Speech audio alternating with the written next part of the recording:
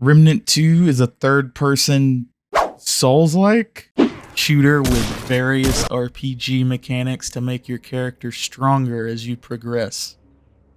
And I'm not using most of them because there's probably something wrong with me. Relic upgrades, weapon upgrading, weapons other than the garbage tutorial guns you have at the beginning? No. Mods, mutations, secondary class? Who needs them? No concoctions or crafting relic fragments either. Although I am using fragments and accessories that I pick up in the world. To top it all off, I'm gonna do all of this on Nightmare difficulty. And this was my first playthrough of the game. What a mistake I've made. Once I killed the tutorial boss after dying only 2 times, Remnant 2's totally not forgettable cast of NPCs sent me to the ward to teach me about all the RPG mechanics that I'll be ignoring for this run. I was a gunslinger. I didn't need fancy RPG mechanics. Yep, that makes a lot of sense now. With my trash tier pea shooters in hand, I was ready to touch the space rock and begin an arduous journey throughout the universe. I was sucked into the world of Losomn? Losomn? Not important. This world was inhabited by alien elves, cosplaying as the seraphs from Diablo. I realized right away that I was already outputting an inadequate amount of damage. And until I could get my hands on a stockpile of ammo boxes and level up my total ammo reserve via my gunslinger trait, I would have to make use of both of my terrible weapons, not just the rusty lever action. After slaying more Seraphim cosplayers and their Chad Knight cosplayer, I acquired the Phelan mural piece, the first of 2 key items that I would need to access this world's main boss guy. With my prize in hand, I took a celebratory drink of magic water, I guess, and met a jolly court jester that gave me a magic quill pen. I'm assuming he was real and not the result of a magic water-induced hallucination. While definitely not under the effects of a hallucinogen, I used my magic quill pen on some wall graffiti to enter a magical door. On the other side, my first ring pickup, one of the few that would actually be useful on my extremely limited build for this run. My next challenge would be a simple one, a medieval twist on a popular children's game we all know and hate. Tic-tac-toe. My opponent was as clever and quick-witted as I was, but after 2 short missteps, I was victorious and claimed my prize, a royal hunting bow that I wasn't even allowed to use on this run. Continuing my journey, I headed to Iron Burrow, where I was jumped by a hooligan on a goat horse. Don't worry, she gets what's coming to her. I stumbled through Iron Burrow. I was lost like a goldfish, swimming through a maze. As luck would have it, though, I ran into my former assailant. This time, I would be doing the sneak attack, just very slowly and over an unreasonable amount of time. After taking my revenge, I entered a nearby sewer to discover a new magic doorway. Also definitely not a hallucination.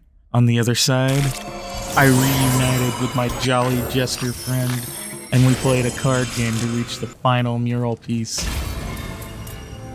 I was ready for my greatest challenge yet, the king of the Seraph cosplayers. The first round started surprisingly well. After 2.5 minutes of fighting, I managed to do this much damage off his HP bar and not take a single hit. Of course, then my brain would eventually stop functioning correctly, and my no damage aspirations would be destroyed. For now. This is only the first major boss we're dealing with here, so in total, including deaths, it took about 30 minutes to clear him. This is as good as it gets in this run, trust me. Then I was sent on a quick detour to the most divisive boss in the game, the Labyrinth Sentinel. The way this boss works isn't really affected by how much damage I can output, so nothing notable here. Then I met a giant talking orb that gave me a smaller, non-talking orb that would allow me to travel to the remaining worlds I needed to access. I was sent to a jungle world called Yayasha. I was greeted by a goat man in armor that my rusty lever action couldn't seem to penetrate. 28 shots from my long gun later, I decided to test the durability of my mouse's left click and felled the beast. The real challenge had begun. After kiting more armored goatmen, I made it deeper into the jungle forest, where I met a talking flute goat who tipped me off to my next target. It speaks of the one of many. Along the way, I picked up a shiny thing and was rudely interrupted by a tentacle monster.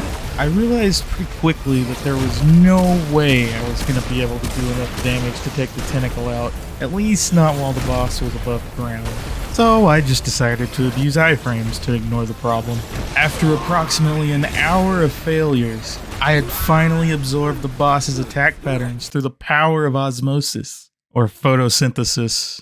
I don't really know how science works. I was finally ready for my first fabled no-hit boss kill. Yes, I said first, implying there are more.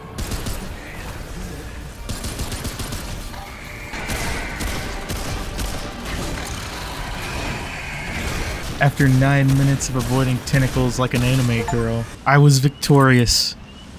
My triumph was short-lived, however, as I reached the Great Bowl, home to my true target in the sprawling jungle forest. I was presented with a similar challenge as the last boss, a main target, and an annoying as hell ad that was going to make fighting the actual boss annoyingly difficult. So I needed to make a tactical decision here. Dodge the Guardian while focusing the Corruptor specifically, or meticulously whittle the Guardian down to expose the Corruptor for massive damage. After meticulously whittling the Guardian down to expose the Corruptor for massive damage, the Corruptor goes back to his spot, the process repeats. Nothing eventful happened here. We've reached our penultimate destination, the Wasteland of Nerud. I think I actually pronounced that one correctly. I maxed out my gunslinger class and wandered aimlessly around the desert. Eventually, I would discover a vault housing a shiny thing that a great Jagras asked me to pick up. He seemed upset that I'm not into vor, so naturally we had to resolve our differences with deadly combat. For some reason, this great Jagras gave me more problems than any other boss had at this point. I think the ads were the biggest problem. But if you're having trouble with them, I found out if you just run behind him while he's doing his spit attack, he won't spit any more ads out if you get there fast enough. And with that, the great Jagras had been slain, and we can move on to the final leg of this challenge. Quick side note, you see that number on the minimap? That's the power level of the current area you're in. This is my current power level. The trash mob encounters were proving to be as challenging as many of the bosses I had to fight to get to this point. But armed with a stockpile of ammo boxes, I knew that with a little patience, I could slowly bug bite my way through the final level. Maybe.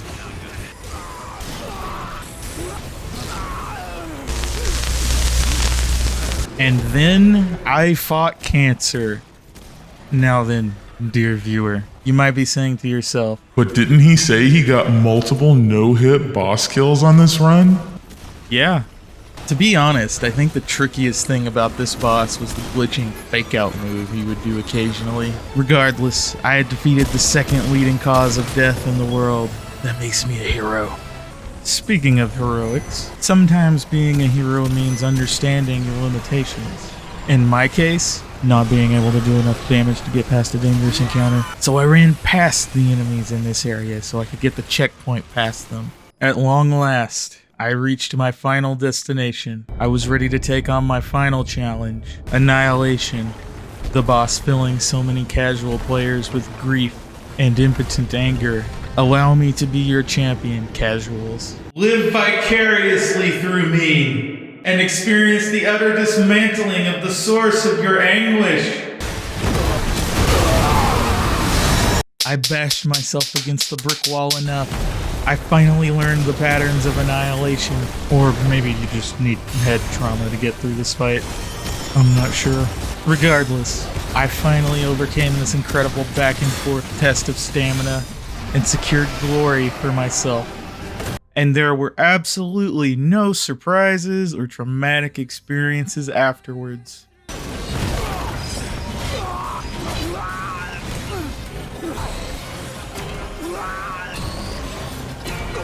By minute 3, I had already used one of my Dragonheart charges. It was discouraging, but some of my greatest moments in my gaming career have come from terrible starts, so I persisted. By minute 15, I had used my last blood root, and I only had one Dragonheart charge left. The stakes had never been higher, and I had some coffee before starting this fight. A terrible mistake to make before an endurance match. At minute 18, I was forced to use my final Dragonheart. Victory was within my grasp. There could be no more mistakes. Except one.